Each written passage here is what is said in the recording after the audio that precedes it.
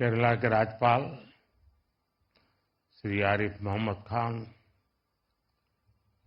मुख्यमंत्री श्रीमान पिनाराई विजयन जी,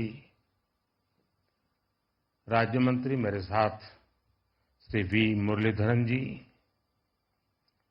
इसरो परिवार के सभी सदस्यगण, नमस्कार।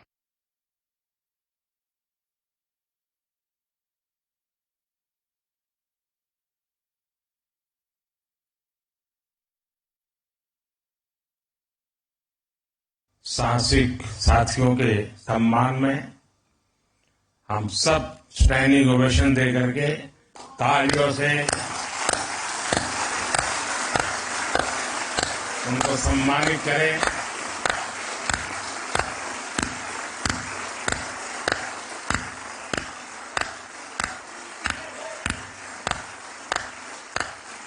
भारत माता की, भारत माता की, भारत माता की।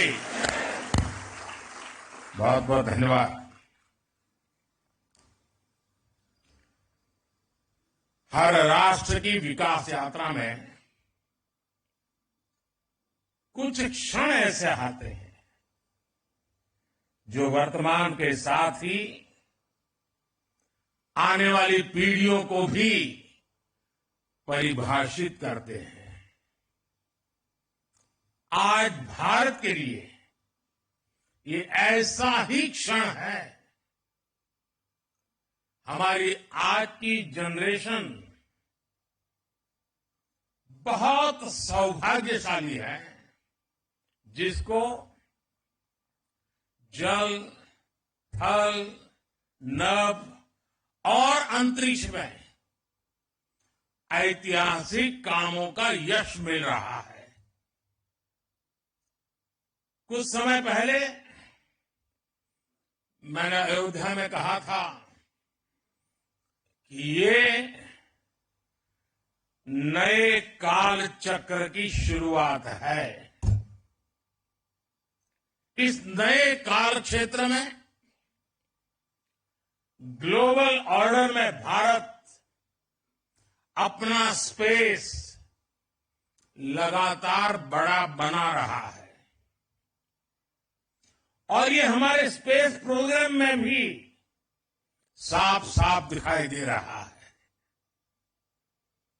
साथियों, पिछले वर्ष भारत वो पहला देश बना जिसने चंद्रमा के साउथ पोल पर तिरंगा फहराया।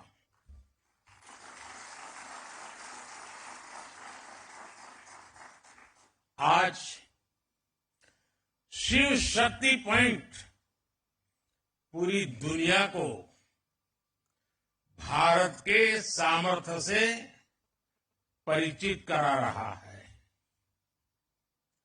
अब विक्रम साराभाई स्पेस सेंटर में हम सभी एक और ऐतिहासिक सफर के साक्षी बन रहे हैं। अब से कुछ देर पहले देश पहली बार अपने 4 गगनयान यात्रियों से परिचित हुआ।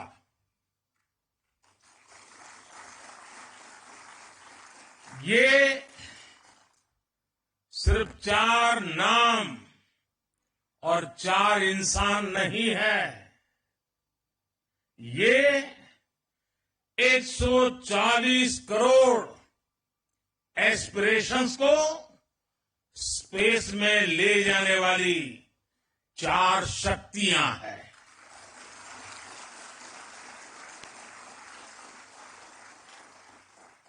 चालीस वर्ष के बाद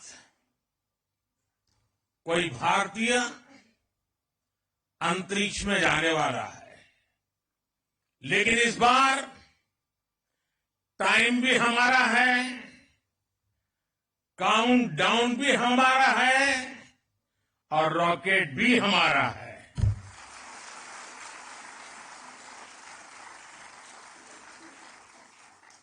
मुझे खुशी है कि आज इन एस्ट्रोनॉट से मिलने उनसे बातचीत करने और उन्हें देश के सामने प्रस्तुत करने का सौभाग्य मुझे मिला। मैं इन साथियों को पूरे देश की तरफ से बहुत बहुत बधाई देता हूं, बहुत बहुत शुभकामनाएं देता हूं। 21वीं सदी के भारत की सफलता में आज आपका नाम भी जुड़ गया है। आप आज के भारत का विश्वास है। आप आज के भारत का शौर्य है, साहस है, अनुशासन है। आप भारत का गौरव बढ़ाने के लिए, अंतरिक्ष में तिरंगा लहराने के लिए पिछले कई वर्षों से दिन रात परिश्रम कर रहे हैं। आप भारत की उस अमृत पीढ़ी के प्रतिनिधि हैं जो चुनौतियों को चुनौती देने का जज्बा रखती है। आपके कड़े ट्रेनिंग मॉड्यूल में योग का एक बड़ा रोल है। इस मिशन में हेल्दी माइंड और हेल्दी बॉडी और इन दोनों का तालमेल होना बहुत जरूरी है। आप ऐसे ही जुटे रहिए, डटे रहिए। देश का आशीर्वाद आपके साथ है, देश की शुभकामनाएं आपके साथ है।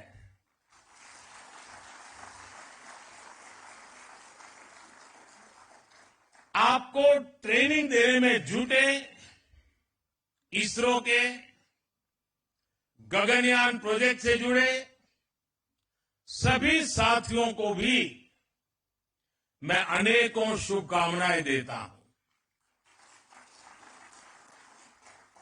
लेकिन इसके साथ साथ कुछ चिंता भी बताना चाहता हूं और हो सकता है वो बातें कुछ लोगों को कड़वी भी लग जाए। मेरी देश की जनता को और देश के खास करके मीडिया को मेरी करबद्ध प्रार्थना है कि जो 4 साथी हैं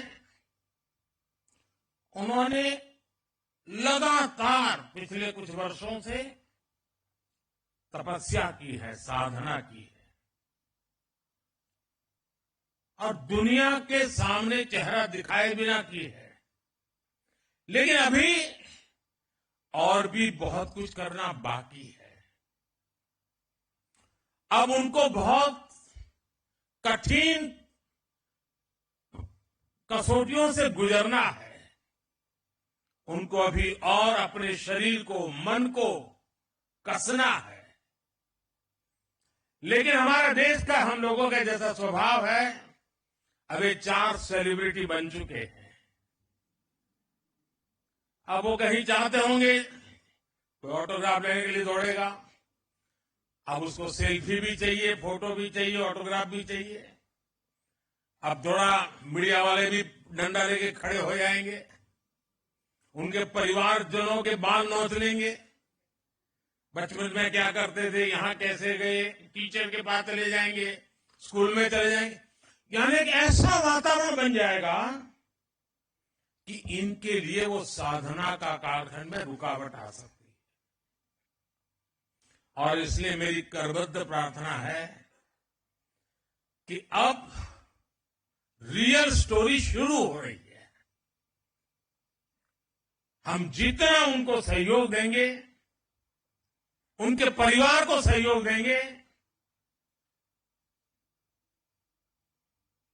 ऐसी कुछ चीजों में न उलझ जाए, उनका ध्यान एक ही रहे, हाथ में तिरंगा है, अंतरिक्ष है, 140 करोड़ देशवासियों का सपना है, वही हम सबका संकल्प है।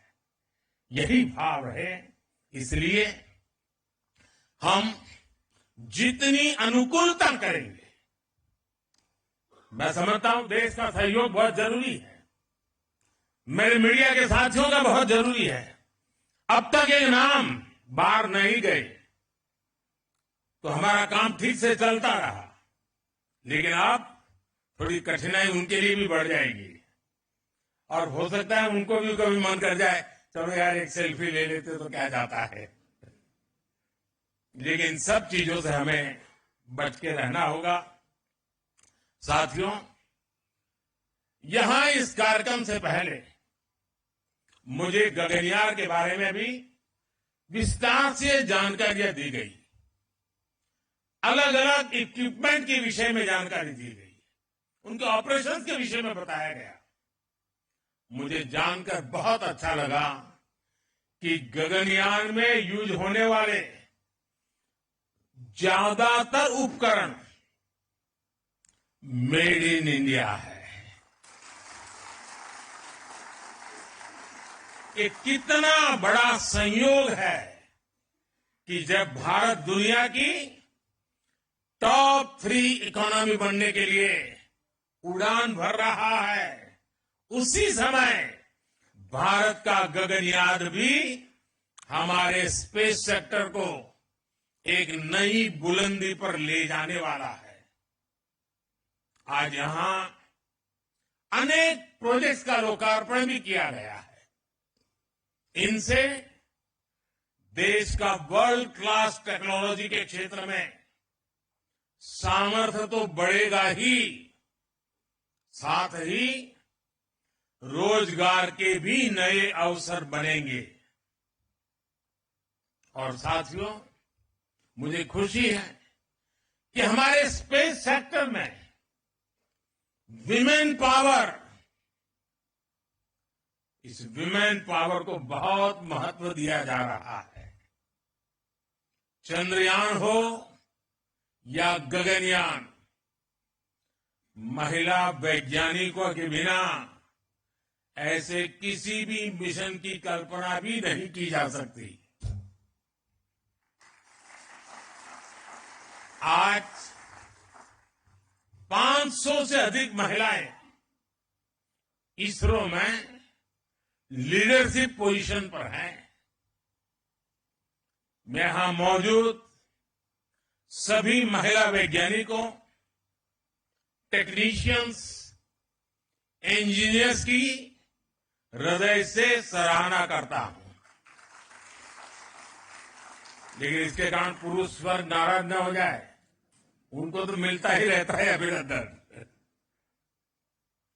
साथियों, भारत के स्पेस सेक्टर का एक बहुत बड़ा योगदान है जिसकी उतनी चर्चा नहीं हो पाती।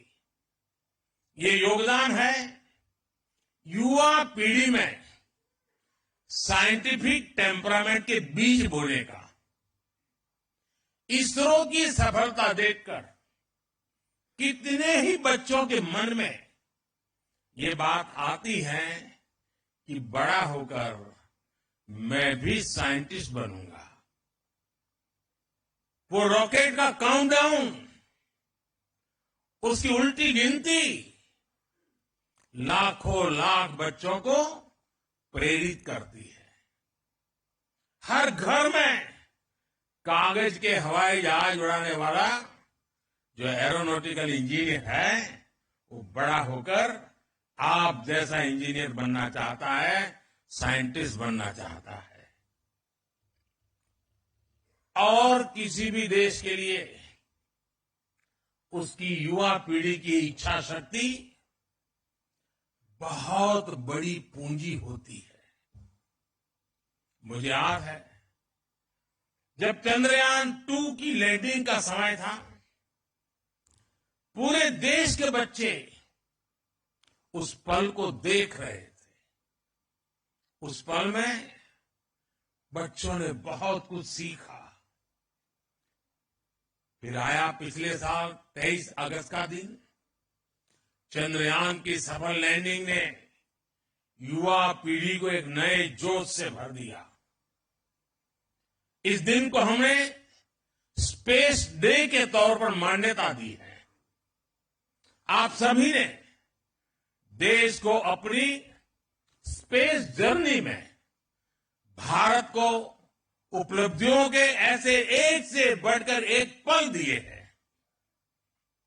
स्पेस सेक्टर में हमने कई रिकॉर्ड बनाए हैं।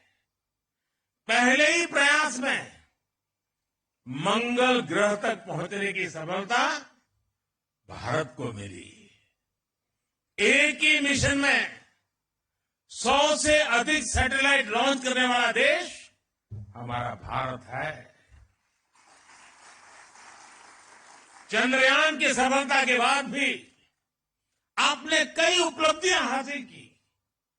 आपने आदित्य L1 को पृथ्वी से 15 लाख किलोमीटर दूर सुरक्षित रूप से अपने ऑर्बिट तक पहुंचाया है।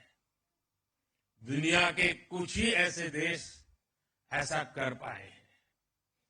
2024 को शुरू हुए अभी कुछ हफ्ते ही हुए हैं। इतने कम समय में ही आपने एस्पोसेट और इनसेट 3DS जैसी सफलता हासिल की है।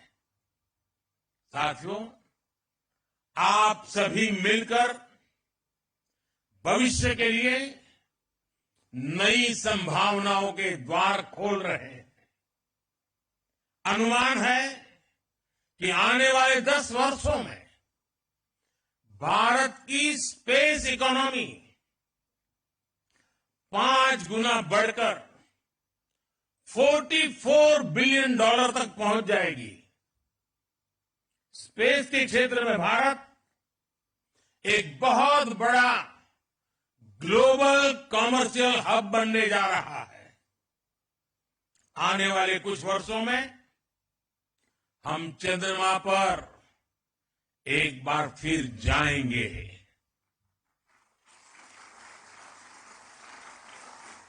और इस सफलता के बाद हमने अपने लक्ष्य और ऊंचे कर लिए हैं। अब हमारे मिशन टेक्नोलॉजी की दृष्टि से और अधिक चैलेंजिंग होगी। हम चंद्रमा की सतह से सैंपल जुटाएंगे और उन्हें पृथ्वी पर वापस लेकर के आएंगे। इससे चांद के बारे में हमारी जानकारी और समझ और बेहतर होगी। इसके बाद शुक्र भी इसरो के लक्ष्यों में से एक है। 2035 तक अंतरिक्ष में भारत का अपना स्पेस स्टेशन होगा, जो हमें स्पेस के अज्ञात विस्तार को जानने में मदद करेगा। इतना ही नहीं, इसी अमृतकाल में भारत का एस्ट्रोनॉट भारत के अपने रॉकेट से चंद्रमा पर भी उतरकर दिखाएगा। साथियों, 21वीं सदी का भारत, विकसित होता हुआ भारत, आज दुनिया को अपने सामर्थ्य से चौंका रहा है। पिछले 10 वर्षों में हमने लगभग 400 सैटेलाइट्स को लॉन्च किया है, जबकि इससे पहले के 10 वर्षों में मात्र 33 सैटेलाइट्स लॉन्च किए गए थे। 10 वर्ष पहले पूरे देश में मुश्किल से 1 या 2 स्टार्टअप थे। आज इनकी संख्या 200 पार हो चुकी है। इनमें से अधिकांश स्टार्टअप्स युवाओं द्वारा शुरू किए गए हैं। आज इनमें से कुछ लोग हमारे बीच भी मौजूद हैं। मैं उनके विजन, उनके टैलेंट और उनकी उद्यमता की सराहना करता हूं। हाल ही में हुए स्पेस रिफॉर्म्स ने इस सेक्टर को नई गति दी है। पिछले हफ्ते ही हमने स्पेस में एफडीआई पॉलिसी भी जारी की है। इसके तहत स्पेस सेक्टर में 100% फॉरेन इन्वेस्टमेंट को भी मंजूरी दे दी गई है। इस रिफॉर्म से दुनिया के बड़े बड़े स्पेस संस्थान भारत आ पाएंगे और यहां के युवाओं को पूरी दुनिया के सामने अपना टैलेंट दिखाने का मौका मिलेगा। साथियों, हम सब ने मिलकर 2047 तक भारत को विकसित राष्ट्र बनाने का संकल्प लिया है। इस संकल्प को सिद्धि तक पहुंचाने में स्पेस सेक्टर की भूमिका बहुत बड़ी है। और स्पेस साइंस सिर्फ रॉकेट साइंस नहीं है, बल्कि ये सबसे बड़ी सोशल साइंस भी है। स्पेस टेक्नोलॉजी से सोसाइटी को सबसे अधिक लाभ होता है, सबको लाभ होता है। आज हमारी डेली लाइफ में जो भी टेक्नोलॉजी यूज होती है, उसमें स्पेस टेक्नोलॉजी का बहुत बड़ा रोल है। खेती में फसल की देखरेख हो, मौसम की जानकारी हो, साइक्लोन और दूसरी आपदाएं हो, सिंचाई के साधन हो, गाड़ी चलाने में मदद करने वाली मैप हो, ऐसे अनेक काम सैटेलाइट डेटा से ही होता है। भारत के लाखों मछुआरों को नाविक द्वारा सटीक जानकारी मिलने के पीछे भी स्पेस की ताकत है। हमारे सैटेलाइट्स हमारे बॉर्डर को सेफ रखने में भी मदद करते हैं, तो दूर सुदूर इलाकों में एजुकेशन, कम्युनिकेशन और हेल्थ सर्विसेज पहुंचाने में भी वो भरसक मदद करते हैं। इसलिए विकसित भारत के निर्माण में आप सभी की, इसरो की, पूरे स्पेस सेक्टर की बहुत बड़ी भूमिका है। मैं एक बार फिर आप सभी को अनेक अनेक शुभकामनाएं देता हूं। 3 गगनयान को विशेष रूप से 140 करोड़ देशवासियों की तरफ से शुभकामनाएं देता हूं। फिर एक बार आप सबको शुभकामनाएं देते हुए बहुत बहुत धन्यवाद।